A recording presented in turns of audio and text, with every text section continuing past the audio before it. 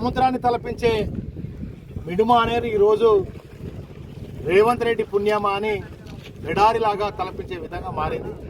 ఒక అసమర్థ దద్దమ్మ ముఖ్యమంత్రి ఈ రాష్ట్రాన్ని పరిపాలిస్తున్నాడు కనుక ఒక దిక్కు ఎలినోనో, ఒక దిక్కు కరువు కూరల్లో చిక్కుకున్నటువంటి తెలంగాణ, మరి ఋతుపవనాల జాడలేక తెలంగాణ వ్యాప్తంగా కూడా కరువు కూరలు చిక్కుకున్నటువంటి పరిస్థితి.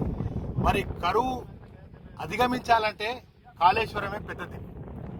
కరువు అధిగమించాలంటే, రైతాంగానికి నీళ్లు ఇవ్వాలంటే, మరి సాగునీరు తాగునీరు పరిశ్రమలకు నీళ్లు ఇవ్వాలంటే కాళేశ్వరమే దిక్కు. మరి తెలంగాణ వరప్రదాయమైనటువంటి కాళేశ్వరాన్ని పండబెట్టి ఇవాళ దాన్ని రిపేర్ చేయకుండా మేడిగడ్డ దగ్గర 2.5 సంవత్సరాలుగా మరి రైతుల మీద కేసీఆర్ గారి మీద పగబట్టి ఇవాళ తెలంగాణను మళ్ళీ కాంగ్రెస్ ఆనాడు 2015 కంటే ముందు కాంగ్రెస్ ప్రభుత్వంలో ఏ విధంగా తెలంగాణ ఆత్మహత్యలుండెనో, ఆకలి చావులుండెనో, వలసలుండెనో, ఆనాడు మళ్ళీ పాటలు తెలంగాణ రాష్ట్ర సాధన కోసం పాడుకున్నటువంటి పాటలు ఈరోజు గుర్తుకొస్తున్నాయి.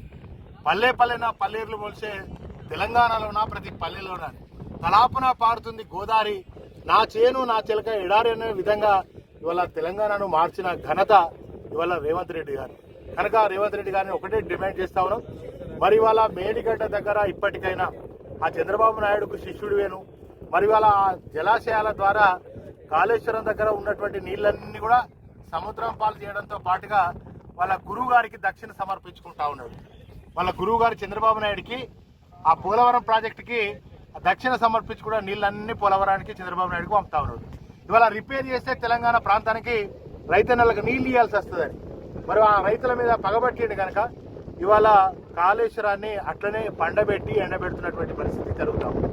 ఇవాళ నిజంగా చిత్తశుద్ధి ఉంటే, ఆయనకు రైతు మీద, తెలంగాణ ప్రాంతం మీద, తెలంగాణ ప్రజల మీద ప్రేమ ఉంటే వెంటనే ఇప్పటికైనా మరి అక్కడ ఒక కాఫర్ డ్యామ్ నిర్మించి వెంటనే మేడిగడ్డను రిపేర్ చేసి మరి తక్షణమే తెలంగాణ ప్రాంతానికి ప్రజలందరికీ కూడా మరి సాగునీరు తాగునీరుతో పాటుగా పరిశ్రమలకు కూడా నీరిచ్చే అవకాశం ఉంటుంది కనుక ఇవాళ మిడుమానేరు రాజరాజేశ్వర జలాశయంలో మరి కాంగ్రెస్ ప్రభుత్వం చేస్తున్నటువంటి ఇలాంటి ఒక దుర్మార్గ హేయమైనటువంటి పనికి ఇవాళ కబడ్డీ ఆడడం జరిగింది నిరసనగా, అదేవిధంగా క్రికెట్ కూడా ఆడడం జరిగింది నిరసనగా. ఇవాళ కాంగ్రెస్ బుద్ధి తెచ్చుకోవాలి. తెలంగాణ రైతాంగం మీద పగబట్టిరు కదా, ఏదైనా పగ ఉంటే బీఆర్ఎస్ నాయకుల మీద మా మీద తీర్చుకోండి, కానీ ఏం పాపం చేశారని దేశానికి అన్నం పెట్టే రైతన్నను అటు ధాన్యం కొనరా, ఇటు బోనస్ ఇయ్యరా, ఇటు రైతు భరోసా ఇయ్యరా, నీళ్ళు ఇయ్యరా.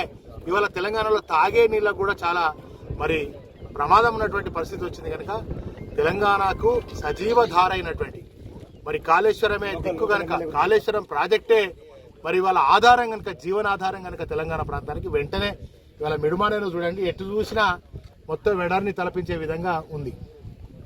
మరి దీనికి బాధ్యులు ఎవరు? రేవంత్ రెడ్డి బాధ్యులు. అంటే అవగాహన లేనటువంటి, కనీసం సోయి లేనటువంటి ముఖ్యమంత్రి ఈ రాష్ట్రానికి ఉండడం చాలా చాలా సిగ్గుచేటే కాదు, ఇంకా దారుణమైనటువంటి పరిస్థితి తెలంగాణ ప్రజల పరిస్థితి, రైతాంగం పరిస్థితి ఉన్నది కనుక మరి వెంటనే రేవంత్ రెడ్డి గారిని డిమాండ్ చేస్తా ఉన్నా, తక్షణమే ఇప్పటికైనా కాలయాపన చేయకుండా మేడిగడ్డ దగ్గర రిపేర్ చేసి మరి తెలంగాణ ప్రాంత రైతాంగానికి సాగునీటిని తాగునీటిని అన్ని రంగాలకు నీళ్లు ఇవ్వాల్సిందిగా నేను డిమాండ్ చేస్తా ఉన్నా. ఇదే పరిస్థితి కనుక కొనసాగితే మరి గతంలో 2014 కంటే ముందు ఏ విధమైనటువంటి తెలంగాణలో వలసలు ఉండేను, బొంబాయికో భీవండికో సౌదీకో వలసలు పోయి బతికినటువంటి పాలమూరు జిల్లాలు మళ్ళీ వలసలు పోయే పరిస్థితి, మా కరీంనగర్ జిల్లా మళ్ళీ వలసలు పోయే పరిస్థితి, పెద్ద సిరిసిల్ల జిల్లా, మరి అదేవిధంగా కరీంనగర్ జిల్లా, మరి జగిత్యాల జిల్లాకు తాగునీరు అందించేది ఇది. ఇప్పుడు 5-6 టీమ్స్లో నీళ్ళే ఉన్నాయి.